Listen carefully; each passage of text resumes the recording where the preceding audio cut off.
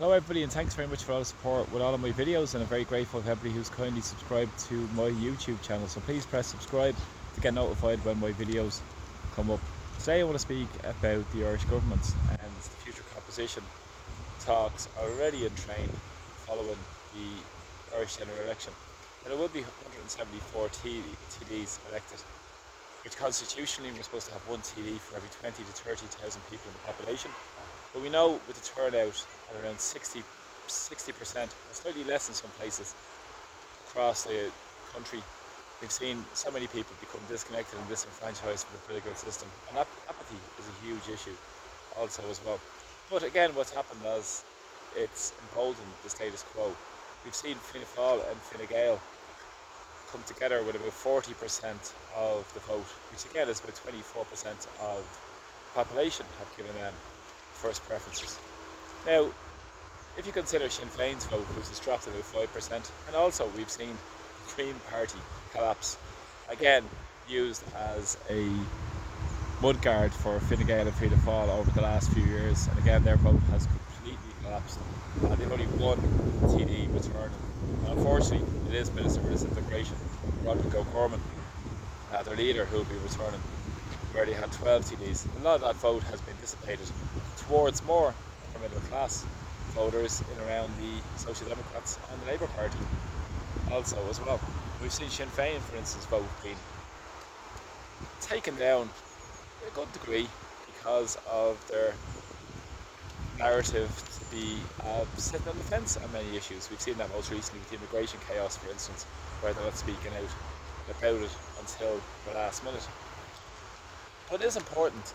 We've already seen the disastrous impacts of these policies created by the political establishment in Ireland. And already Fine Gael and Fianna Fáil are now, and the media and their pals in the media, are having a frenzy around divvying out the Mercedes and the perks, famous Mercs and perks, for the ministerial office. Now, already a number of independent TDs have thrown their hat in the ring to support this coalition. People like Kevin Box Moran, who's got re-elected in the Midlands, has jumped up and down to try and get into bed with Fine Gael and Fianna Fáil. Also Michael Lowry, we all remember Michael Lowry, Tipperary North TD, who topped the poll for his dealings with the Moriarty Tribunal and Dennis O'Brien. Of course we all remember that. The corruption runs deep in Irish society. He'll be looking for getting into bed with Fine Gael and Fianna Fáil. Also, a number of other politicians, such as Independent Ireland, will also be looking at jumping into coalition with Fianna Fáil and Fine Gael. I'm sure those talks will commence, if they haven't commenced already, on a sort of under the table calls at the moment going on between those individuals and parties. I'm sure it's already happening as well. And we also see the Labour Party, who now have stood up in a position to say they're willing to engage and go into coalition to get a programme to get an active state involvement in terms of the issues that impact people. But of course we know what the Labour Party have done before. They've been a Labour partner for many of those Fine Gael and Fianna Fáil led coalitions over the last long number of years, and most recently destroying any semblance of supporting the working class by doing a complete U-turn on the water charges, for instance, and implementing austerity on ordinary working class people, which hasn't been forgotten by working class people throughout Ireland. They're a million miles away from the party of James Connolly, that was standing up for the working class and standing up for ordinary people. They moved significantly and are more interested in the trappings of power rather than standing up for ordinary working class people to get a few reforms through, a few piecemeal reforms through, much the same as with the Green Party, who are able lapdogs and have felt the brunt of the electorate with their policies. So maybe there will be a subtle shift by Fianna Fáil and Fine Gael with their base to move towards more conservative elements in terms of independent Ireland, and which will offer nothing, I would argue, for ordinary people facing eviction.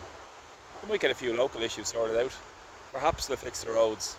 And we've had enough of this nonsense in Ireland. We've had complete enough utter nonsense where some issues are sorted in some parts of the country and it creates huge division across the country rather than dealing with the system as a whole and having a really democratic system from community led all the way up where it's real participation rather than the auction politics that were being continually sold by these sellout politicians, and many of them are independents who have continually pushed this narrative to, rather than focus on their own areas and the bigger national question, they're looking at getting a few crumbs from the table while the same policies will pursue and persist to favour the big corporations. But again, it is sickening when you hear the media continually talking about who's going to get the position. Is it going to be a rotating Taoiseach? Fianna Fáil will be the lead party, Micheál Martin will be the next Taoiseach, and divvying up the spoils while ordinary people today are suffering on a bitterly cold day here in Dublin. And more people are on the streets, more and more people are facing eviction, and people are struggling to heat their homes. Many people are finding it very hard to get by. So we need to stand up for a society that puts the needs of its citizens first. It's critically important, and not fall for the spin that's going to be pushed at us over the next period of time by these political parties who are more concerned with their own power, prestige, privilege and greed and self-preservation rather than having the interest of citizens at the heart.